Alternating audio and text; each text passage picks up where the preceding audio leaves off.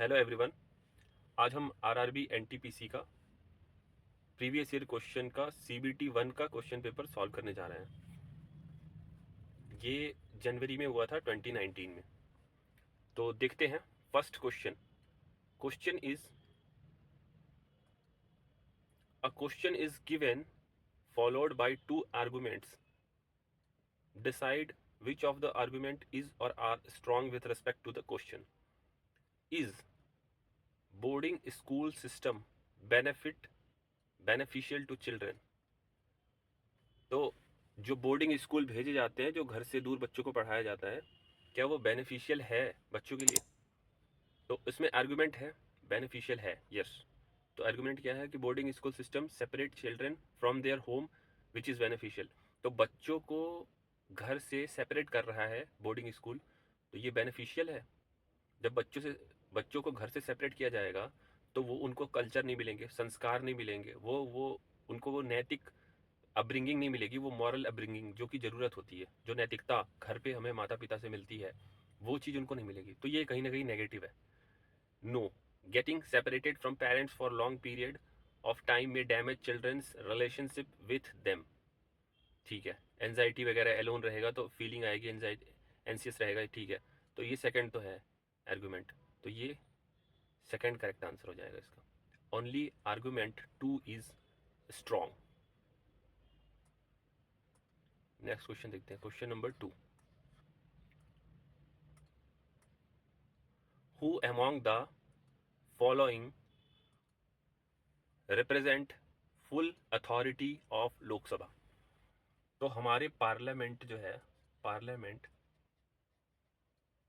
Parliament ये हमारे constitution में मेंशन है। Parliament contains three, having three organ.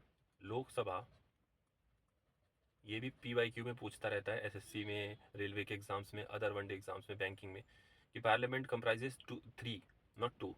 Three कौन कौन से? लोकसभा, राज्यसभा और प्रेसिडेंट।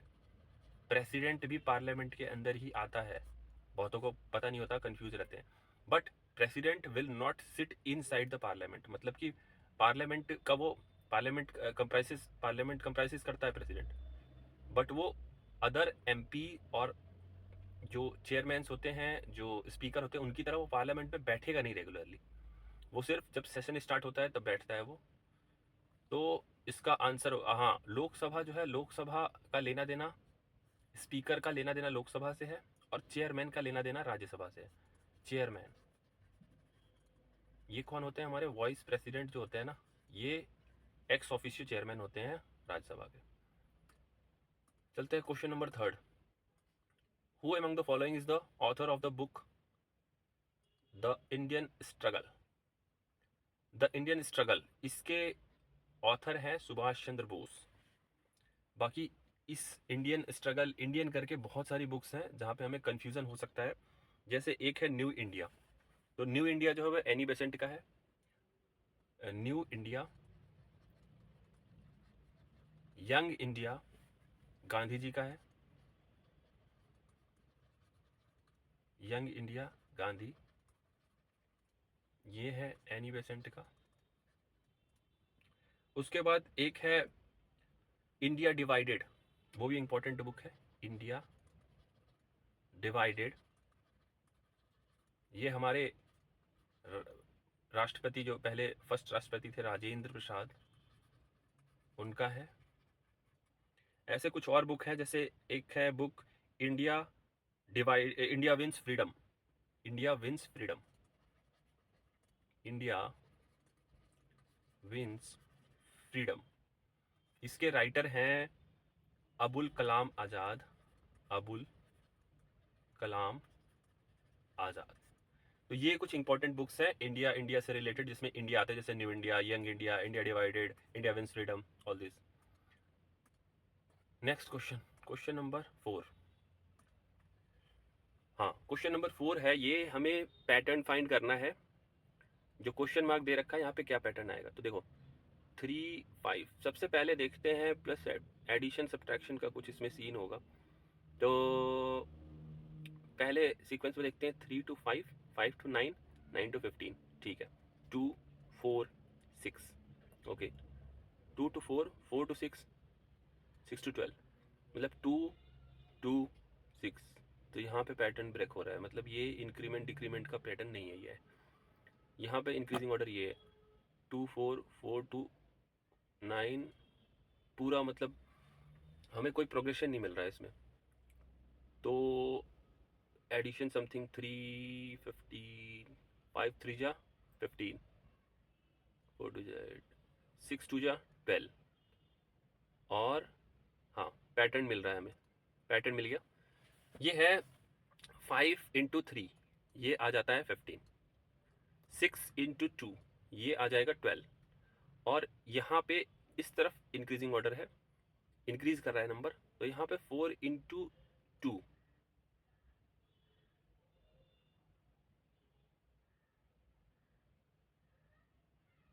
यहाँ पे हमें पैटर्न समझ में आ रहा है 2 into 9। देखो यहाँ पे क्या है ना, ये दोनों मल्टीप्लाई हो रहे हैं तो ये मिल रहा है, इधर का नंबर मिल रहा है हमें, ये दोनों मल्टीप्लाई हो रहे हैं तो इधर का नंबर मिल रहा है, तो ये दोनों मल्टीप्लाई करेंगे तो इधर का 18 मिल जाएगा। इसका पैटर्न है इस तरीके का, मल्टीप्लिकेशन का पैटर्न चल रहा है ये। ठीक है, question number 5, evergreen question, one liner, बहुत ही मतलब मॉडर्न हिस्ट्री के सबसे इजी और हमेशा पिक किए जाते हैं, रिवोल्ट से, सिपॉय म्यूटिनी। सिपॉय म्यूटिनी हमें सबको पता है, सिपॉय म्यूटिनी जिसको फर्स्ट वॉर ऑफ इंडिपेंडेंस भी कहा जाता है, ये 1857 में हुआ था। उसके बाद जो है अंग्रेज़ों की पूरी जो है उनकी प्लानिंग बदल गई, उनका जो रवैया बदल गया इंडियंस को लेके और यहाँ के लोगों को लेके, और उन्होंने जो है जो जो कंपनी रूल थी ये कन्वर्ट हो गया क्राउन में।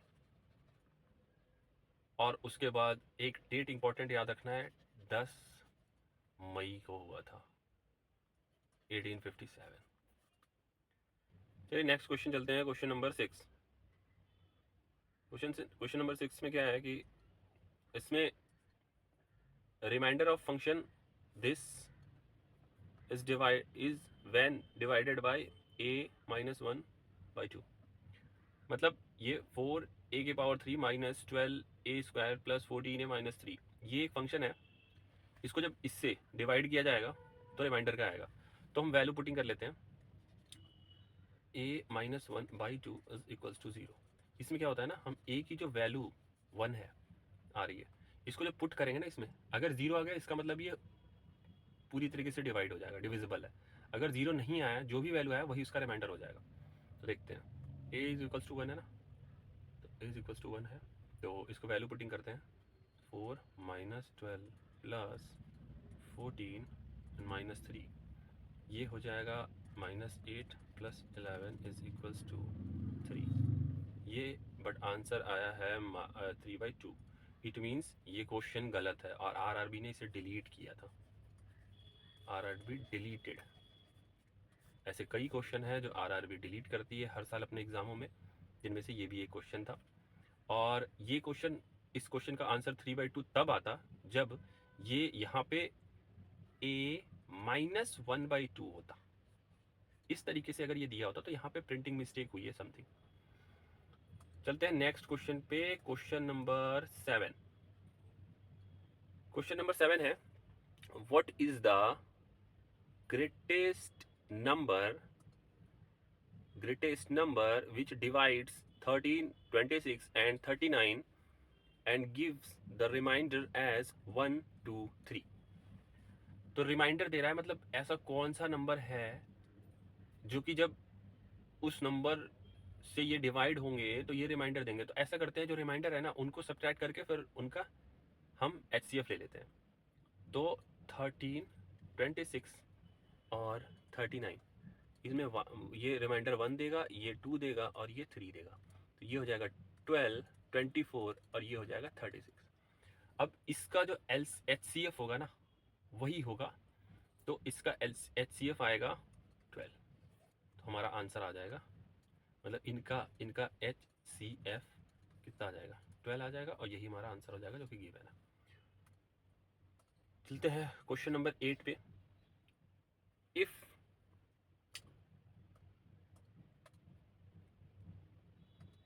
The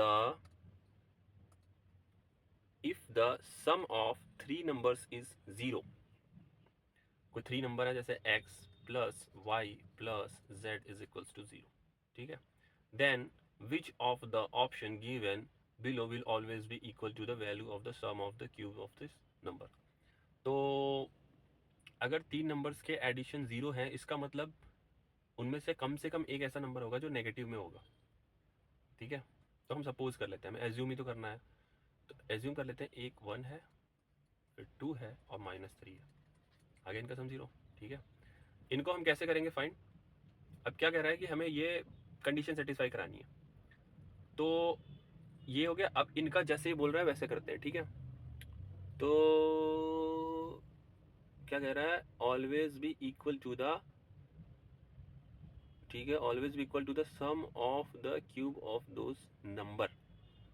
if the sum of 3 numbers is 0 then which of the following, ठीक है। अब इसका क्या कह रहा है कि sum of the cube of those numbers, इनके क्यूब निकाल लेते हैं। 1 प्लस 8 माइनस 27, ये आ जाएगा 18, ये आ जाएगा 18। 3 times the product of the 3 number -18, ठीक है। ये किसके है? जो सेकंड ऑप्शन है उसमें। अब ये इनका जो प्रोडक्ट है ना, क्या होगा? इनका प्रोडक्ट कितना होगा? इनका प्रोडक्ट तो होगा -6, तो -6 का हमेशा 3 टाइम्स ही तो है ये, तो सही हो जाएगा। क्वेश्चन नंबर 9, क्वेश्चन नंबर 9 में कह रहा है वेन डायग्राम बेस्ड क्वेश्चन है। ये अक्सर आ रहे हैं क्वेश्चंस में, एग्जामों में अक्सर ये क्वेश्चंस आ रहे हैं, बार बार आ रहे हैं। इसमें कुछ नहीं करना है, ये रीजनिंग बेस्ड क्वेश्चन है। इसमें हमें क्या करना होता है? River, Ganga, water bodies. तो देखो, गंगा क्या है? एक रिवर है। गंगा एक रिवर है, और रिवर क्या है? एक वाटर बॉडी है। क्वेश्चन 2, ऑप्शन 2 सही हो जाएगा। क्वेश्चन नंबर 10, क्वेश्चन नंबर 10 में क्या है? OECD, ऐसे बहुत सारे इंटरनेशनल ऑर्गेनाइजेशंस हैं, इंटरनेशनल इंस्टीट्यूट्स हैं, जिनके हेडक्वार्टर्स अक्सर पूछे जाते हैं सभी एग्जामों में, यूपीएससी से लेके एसएससी, सीजीएल, आरआरबी, उसके बाद बैंकिंग, और वो भी ऐसे ऑर्गेनाइजेशन और ऐसे इंस्टीट्यूट के पूछे जाते हैं हेडक्वार्टर जो कि न्यूज़ में हो, रिसेंटली न्यूज़ में रहते हैं। एकदम से कोई अननोन और जो न्यूज़ में नहीं है, आउट ऑफ न्यूज़ है, उन इंस्टीट्यूट के और उन ऑर्गेनाइजेशंस के हेडक्वार्टर कभी नहीं पूछे जाते हैं। तो यहाँ पे OECD जो है उसका हेडक्वार्टर है पेरिस। उसके बाद हमें ध्यान देना होगा, कई ऐसे इंपॉर्टेंट हैं जैसे कि यूएन के हैं न्यूयॉर्क में, WHO Geneva, international code of justice इसका है द हेग। ऐसे बहुत सारे ऑर्गेनाइजेशंस हैं जिनको हम न्यूज़ में, जब हम अपडेट रहेंगे न्यूज़ से, तो हमें ये याद रहती हैं ये चीज़ें। Question number 11, Kaziranga national park पे है, जो कि काजीरंगा नेशनल पार्क जो कि आसाम में है, और ये फेमस है वन हॉर्न राइनो के लिए। बहुत सारे और नेशनल पार्क है जहाँ पे वन हॉर्न राइनो है, जैसे मानस है, वो भी वहीं है, असम में ही है मानस नेशनल पार्क। उसके बाद साउथ इंडिया में भी हैं काफ़ी, तो लेकिन Kaziranga mainly one horn rhino के लिए फेमस है। क्वेश्चन नंबर 12 कह रहा है who was the first person to fly into space. Space में पहला पर्सन जो फ्लाई किया था यूरी गैगरिन। यहाँ पे एक नाम है नील आर्मस्ट्रॉन्ग। हम कंफ्यूज करते हैं, नील आर्मस्ट्रॉन्ग का भी बहुत नाम है, ये नाम बहुत ही पॉपुलर है, अक्सर जीके में आता है।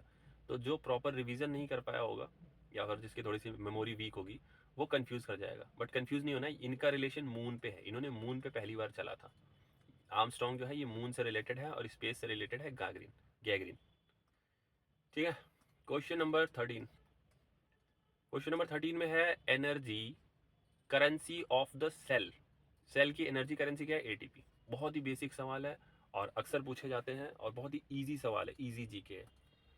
क्वेश्चन नंबर 14, क्वेश्चन नंबर 14 में है LCM of x and y is 2079, HCF is 27, x is 189, तो वाई हमें फाइंड करना है। इसके रूल है सिंपल एकदम। देखो, दो नंबर्स है ना, उनका मल्टीप्लिकेशन जो है वो HCF और LCM के मल्टीप्लिकेशन के इक्वल होगा। ये एकदम बेसिक कॉन्सेप्ट है मैथ का, ठीक है। तो हमें क्या फाइंड करना है अब इसमें, देखो इसमें गिवन और फाइंड, गिवन फाइंड, मैथ में सिर्फ यही देखना होता है गिवन क्या है और फाइंड क्या करना है। तो HCF दे दिया, LCM दे दिया, x की वैल्यू दे दी, y फाइंड करना है, सिंपल है। तो y को कर लेंगे 2079 इंटू 27 डिवाइड बाई 189। तो 9 3 जा 27 9 21 3 7 जा, इसको 7 को जब इससे कैंसिल आउट करेंगे तो 297, तो 297 हमारा आंसर आ जाएगा y की value. Next question, question number 15।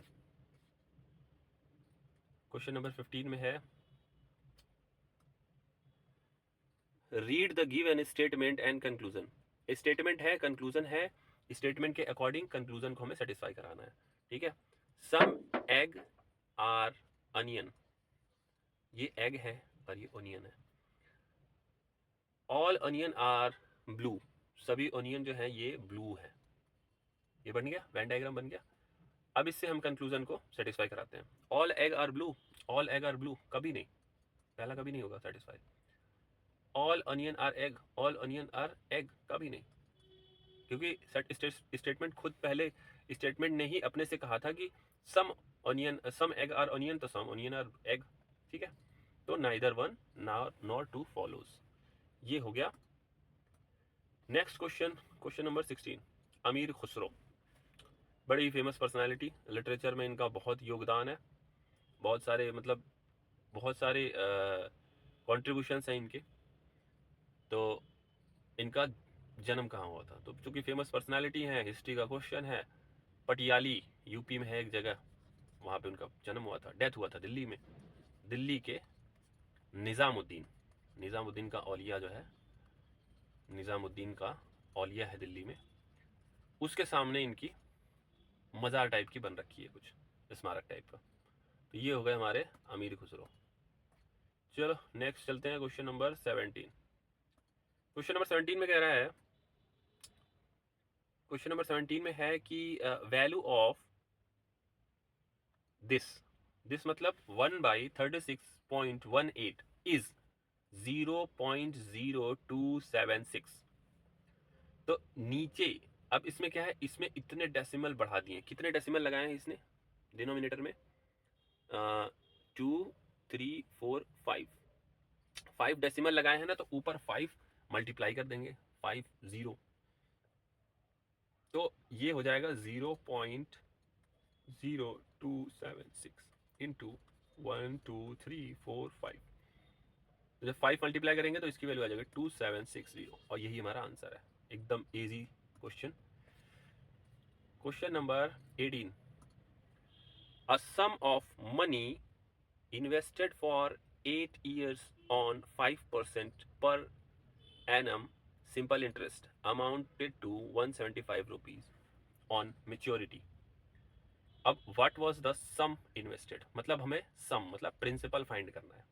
Formula क्या होता है इंटरेस्ट का, PRT डिवाइड बाई 100, ये इंटरेस्ट है, ठीक है। तो कह रहा है कि मेचोरिटी पे 175 हो जाते हैं, ठीक है। तो इसको हम कैसे फाइंड करेंगे, ये तो आई हो गया, हाँ, मतलब सम का ये 8 इंटू 5 कितना हो गया, 8 5 ज़ा 40, ये 40% इंक्रीज हो जाएगा सम का, ठीक है। मतलब अगर सम 100 होगा तो ये 140 हो जाएगा। अगर फिर इसको रेशियो में जब कन्वर्ट करेंगे तो सम अगर 5 होगा तो ये 7 हो जाएगा, ठीक है। बट सम दे रखा है 175, तो 175, ये कितना टाइम्स है, 25, तो यहाँ पे भी 25 मल्टीप्लाई कर देंगे तो हमारा आ जाएगा 125 प्रिंसिपल। ये एक शॉर्टकट मेथड है, ये जो मैंने किया है ये शॉर्टकट मेथड है, जो कि फेमस है, जो कि सभी कराते हैं, फार्मूला से भी हो जाएगा। ये आई है, तो हमें क्या करना है, P plus PRT divide by 100 is equals to 175। इसमें हमें क्या करना है, P को कॉमन ले लेना है, तो 1 plus 40 by 100 is equals to 175। यहाँ से हम वैल्यू फाइंड कर लेंगे, P इज इक्वल्स टू 125 आ जाएगा। क्वेश्चन नंबर 20 पे चलते हैं। 12 पीपल, कह रहा है question number 19, 12 people can sweep the floor in 4 days with 12 broom. In how many days can 8 people sweep the floor with 8 broom? देखो, 12 people अगर किसी काम को 4 दिन में करते हैं, ठीक है, तो एक आदमी कितने दिन में करेगा? डेज तो बढ़ेंगे ना, तो कितने 12 टाइम्स बढ़ जाएंगे, क्योंकि 12 आदमियों का एक काम, एक आदमी कर रहा है काम, तो 48 डेज लगेंगे। तो 8 पीपल कितना करेगा कितने दिन में, तो डिवाइड में कर देंगे, 8 6 48, 6 डेज आ जाएगा आंसर। हमारा आंसर आ गया 6।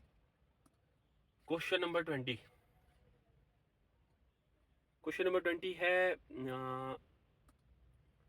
इन which of the following year queen Victoria proclamation declared that thereafter India would be governed by and in the name of British monarch through a secretary of state।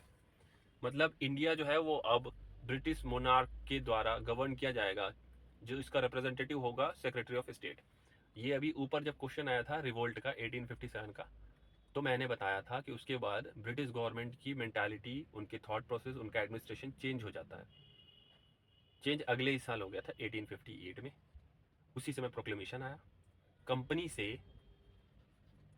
से crown rule हो गया India में, और India बन गया fully imperial state, Britishers की colony बन गई इंडिया। चलते हैं next question, question number 21। Question number 21 में है, इसमें एक पैटर्न दे रखा है, उसको केयरफुली देखना है। बिल्कुल पैटर्न को सॉल्व करने के लिए पहले हम केयरफुली देखेंगे। देखो, ये ऐसे क्वेश्चंस ना बड़े कंफ्यूजिंग होते हैं, बहुत समय कम होता है तो पैनिक कर जाते हैं, और जिनके मैथ्स और जिनको नंबर से खेलना नहीं आता वो तो वैसे भी इन क्वेश्चंस को नहीं करेंगे, छोड़ देंगे, बिल्कुल समझ नहीं आएगा। इनमें ना हमें पैटर्न देखना है, इंक्रीजिंग डिक्रीजिंग, कितने घट रहे हैं कितने बढ़ रहे हैं। तो सबसे पहला काम घटना बढ़ना वाला देखेंगे, जैसे ये 13 और 15, 2 2 और ये 8, यहाँ पे क्या है 3 11 5, कोई पैटर्न नहीं है इन दोनों में, कोई कॉम्बिनेशन नहीं है। अब देखते हैं समथिंग एडिशन सब्ट्रैक्शन करके कुछ, तो इसमें जो 25 है, अगर इस दोनों को ऐड करेंगे तो 28 आ रहा है, कोई कॉम्बिनेशन नहीं बन रहा है। ऐसे करते हैं, पूरे को एक बार ऐड करते हैं, पूरे जो सर्कल में जितने नंबर्स हैं ना पूरे ऐड करते हैं, तो ये हो जाएगा 28 28 38 45 70, ये हो जाएगा, ये भी 70, ये हो जाएगा 10 15 50 60 70। ओके, मिल गया हमें क्लू, 70 70 70, ठीक है। 70 इसको करके देखते हैं, तो ये हो जाएगा 50 60 10 आ रहा है।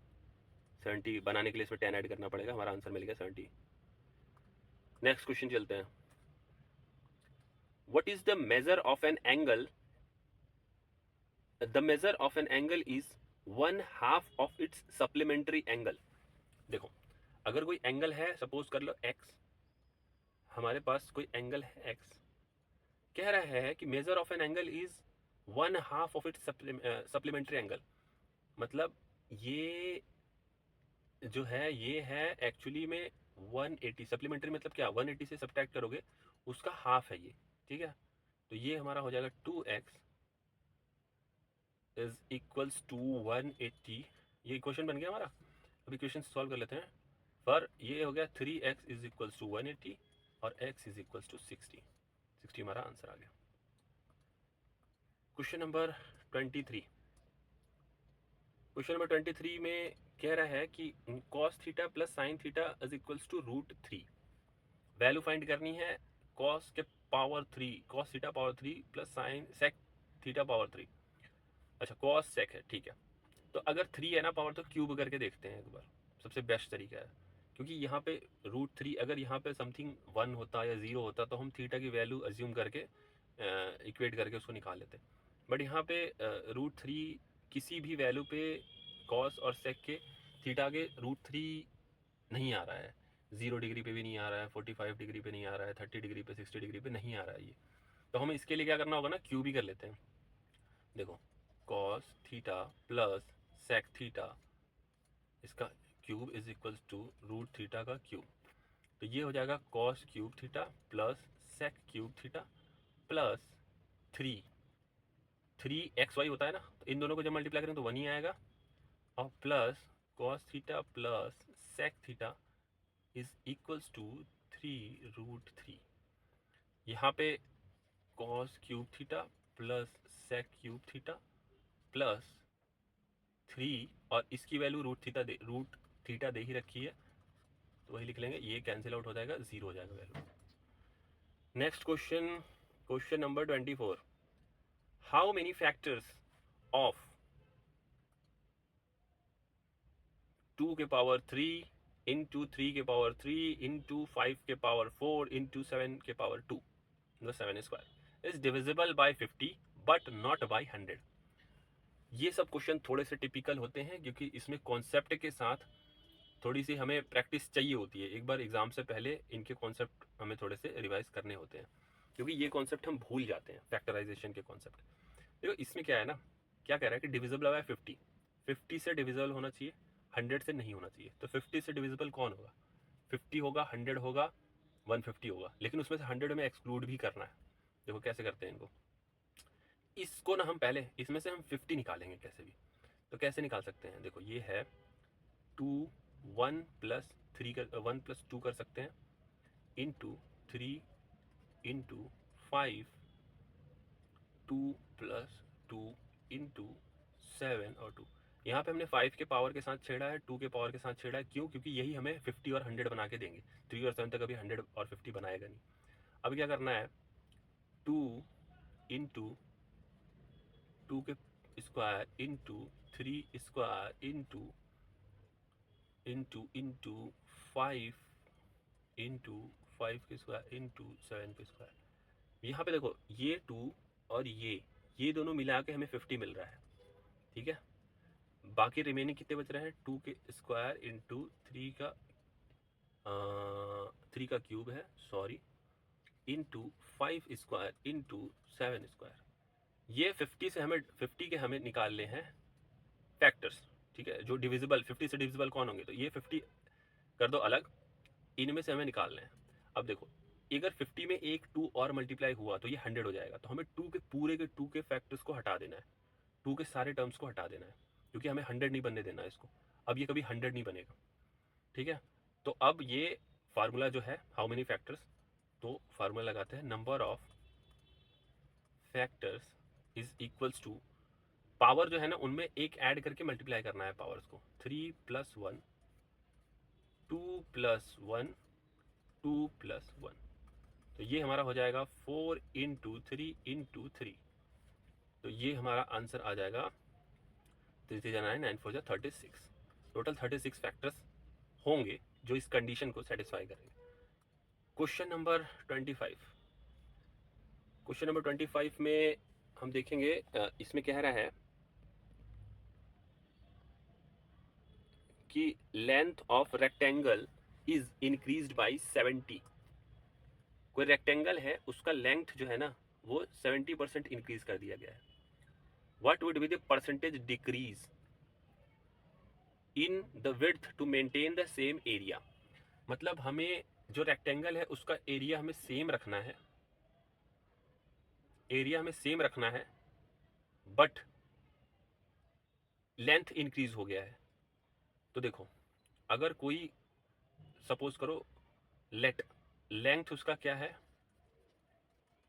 लेंथ है उसका 70, ठीक है, तो हम मान लेते हैं उसका 10 लेंथ है, ठीक है, 10 है लेंथ, और उसका ब्रेथ मान लेते हैं हम 100। तो हमें एरिया कितना मिलेगा रेक्टेंगल का, 1000। अब उसका वो 70% बढ़ गया है, तो उसका लेंथ हो गया 70, ठीक है। ब्रेड्थ हमें पता नहीं है, ओके, ब्रेड्थ हमें पता नहीं है, तो हमें ब्रेड्थ निकालनी है। 1000 डिवाइड बाई 17, तो ये हो जाएगा आई थिंक 5 और 9, 59 पॉइंट समथिंग, 59 आ गई वैल्यू। तो इस तरीके से हम इसकी कितना ये डिक्रीज हो जाएगा, ये इतना इसको ब्रेड्थ को डिक्रीज कर देंगे तो ये इसका एरिया जो है वो मेंटेन रहेगा।